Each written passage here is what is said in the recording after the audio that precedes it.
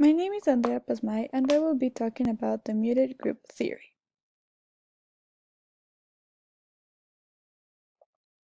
This theory originated in 1975 by British social anthropologist Edwin and Shirley Ardener. However, later on it was modified by American Cherish Kremari from a feminist standpoint. This theory tries to explain how power is used against people, specifically how the power spectrum is separated into men and women.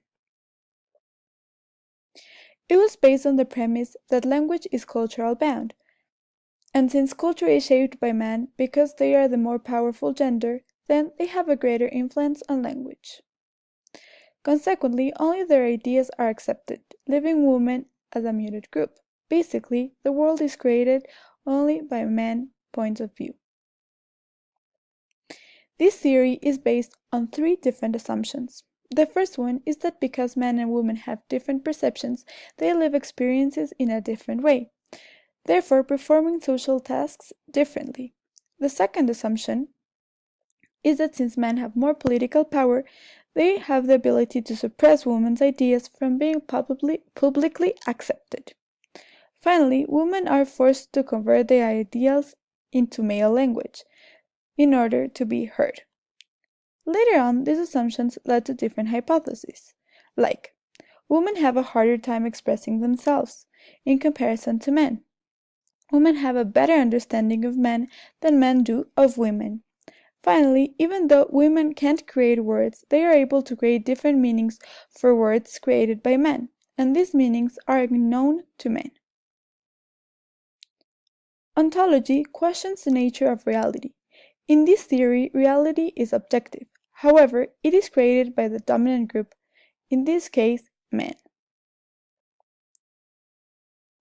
Epistemology questions where this knowledge comes from. The knowledge for this theory comes from the point of view of a woman. However, this theory acknowledges that knowledge in reality comes solely from the male perspective. Finally, the premise for what is considered to be good and bad is also gender-based, giving more importance to male perceptions and ideals. For the examples, I am going to provide you with two different examples.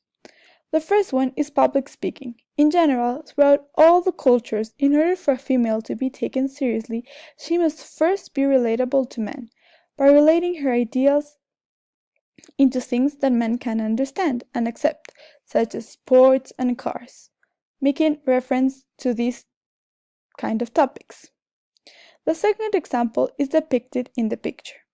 In the picture, the male is confirming and even accepting that sexual assault is considered okay, because men have the power over women, and therefore they have an ownership over the female gender. Lastly, these are my resources.